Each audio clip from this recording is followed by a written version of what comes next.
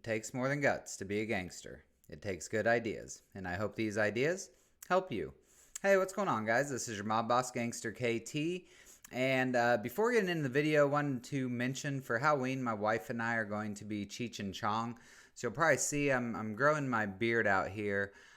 We decided because my beard was a little more full than hers that I would be Chong. So one, she's going to kill me, and two, have to grow this thing out. It's really reminding me how much gray I have here, and it's also itching like crazy. So this thing will be gone by my next video, but trying to grow it out for some Halloween fun. And speaking of Halloween, let's talk about the Undying team. So Zombie Juggernaut is coming out very soon. I'm so excited for him. I think he's a really interesting character. But I actually have different plans with this team than how I normally plan my teams in this game. So I want to go through Zombie Juggernaut's kit with you guys. We'll refer to him as Zuggs going forward. Talk about my thoughts for the Undying team and what my plans are when they're about to get a strong addition in Zuggs. So first off, I want to go through his kit. These kits today are so long and there's so much like important nuance in them. It's really important to review these and actually understand exactly what these characters are doing, especially now that we're going to be trying to push top end content with this Undying team. So first off, Zuggs basic. So he applies 2 bleed to the primary target.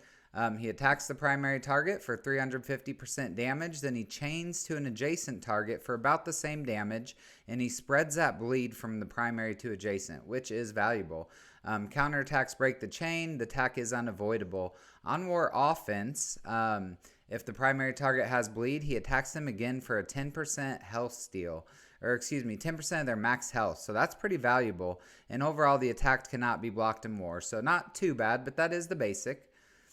Getting into his special here called Unstoppable Object, and it does start fully charged, so presumably it's what we will open with. So it flips taunt and immunity on all enemies, which is great. As long as they don't have safeguard, that definitely swings a match. Attacks all enemies for 450% damage and applies slow for 2 turns. Additionally, prolongs all negative effects on each target. He then gains 3 deflect and 1 taunt. Which is great for survivability and to keep the attacks from going on hella.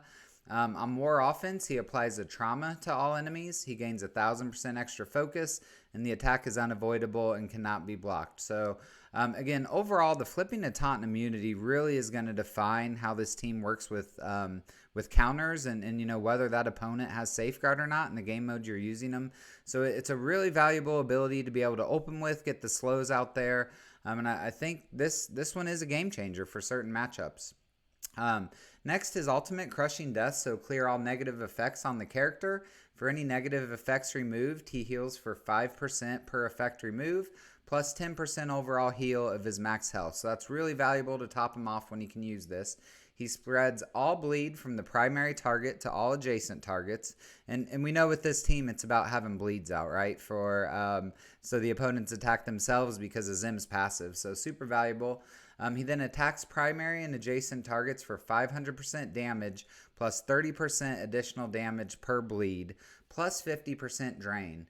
So some survivability there with the drain. The ability for crazy damage, you know, if we'll see how these attacks play out, but if a toon has like 10 bleeds stacked on him or something, that's just going to be a really big attack. Although it's not piercing, right? Like I think with the armor on some of these toons these days, piercing is really a key determinant. And this isn't piercing, but he's going to have huge damage. This is going to be a huge ultimate.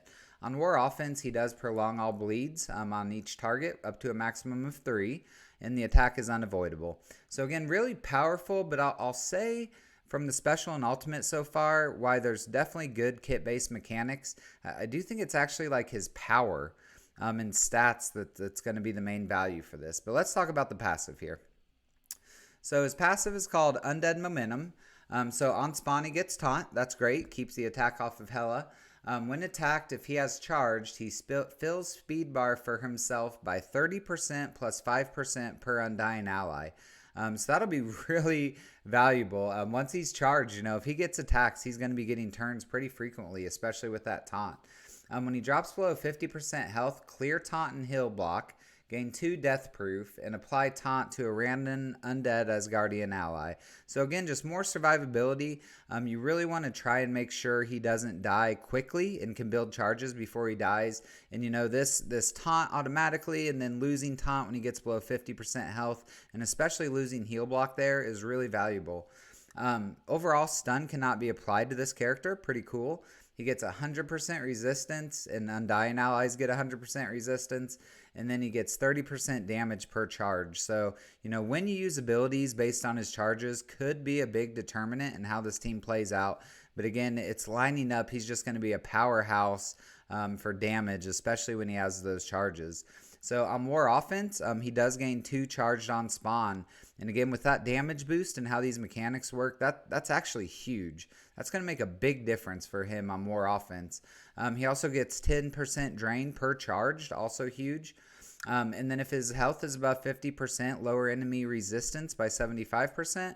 And if his health's above 50%, enemies cannot gain speed up.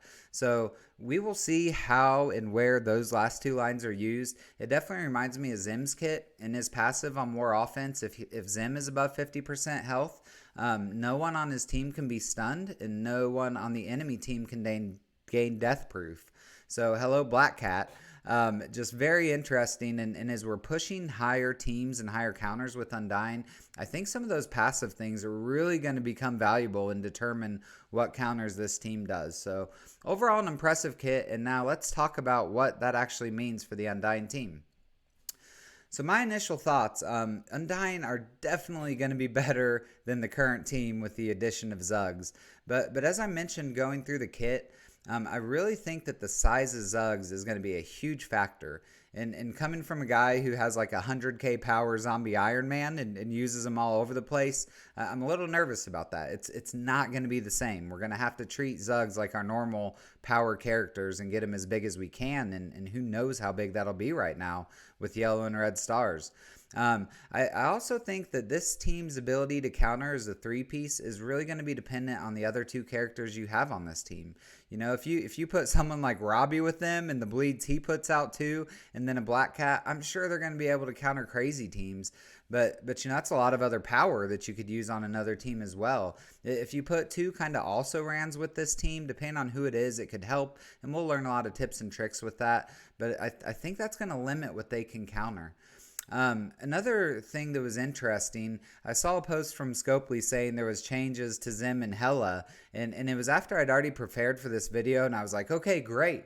Like, they're actually going to buff the damage, bring her back in, but that's not what the changes were after they were released. So Hella gets some small gains, but it's not to her damage, and while her damage isn't horrible, I don't think it's going to hold up with these new tunes.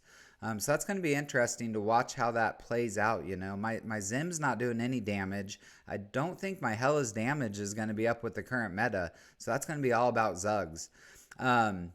I did also want to point out, I got so excited for this team when I saw a video from Mobile Gamer, but I think it was the 7 yellow, 7 red Zuggs in that video, and he was just walking all over the best teams, right? Like, he'd do a special, and all their health would just disappear, and it was like, wow, this is crazy. But it could be a year, it could be 2 years before we can even get the guy this big, I might have him 3 stars, 4 stars, and be able to get a couple red stars on him over the first few months. So I'm just nervous if that power is going to hold up. Definitely it won't, like we saw in the video, but if it's going to be enough. And I think, saying all this, until Zuggs is big, the main damage from this team is actually going to be because of Zim's passive, and that's going to be opponents attacking themselves with bleeds. And it's really cool and it's really valuable, and Zuggs will help. But I'll say that's our current state right now. That's how I'm using this team right now.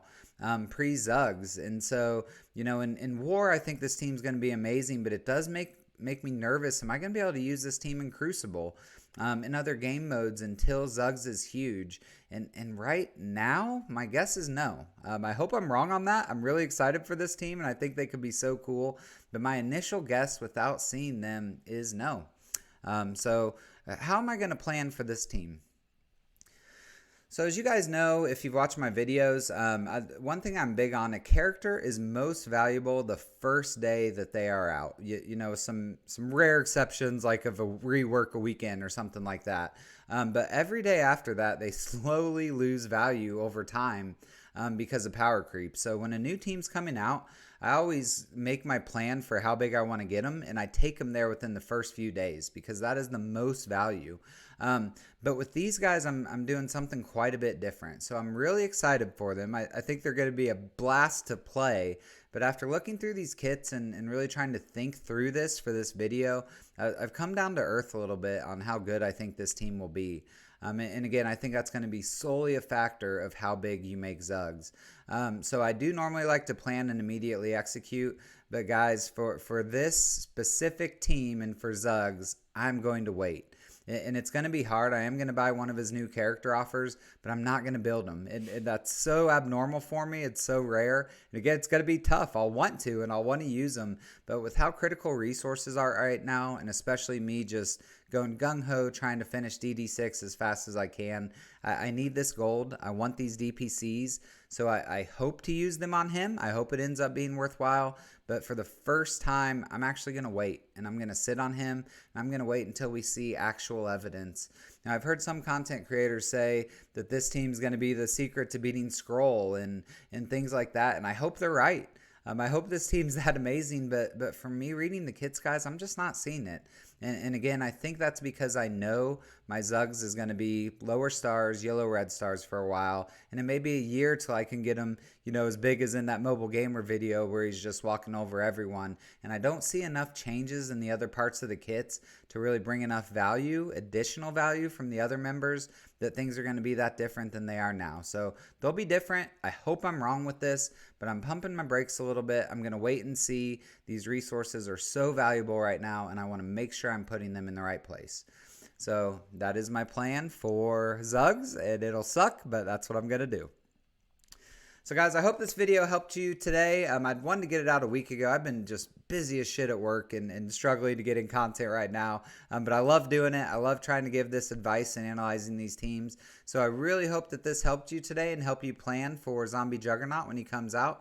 As always, I give you my word that this is the best advice I have. All I have in this world is my balls and my word, and I don't break them for no one. Peace!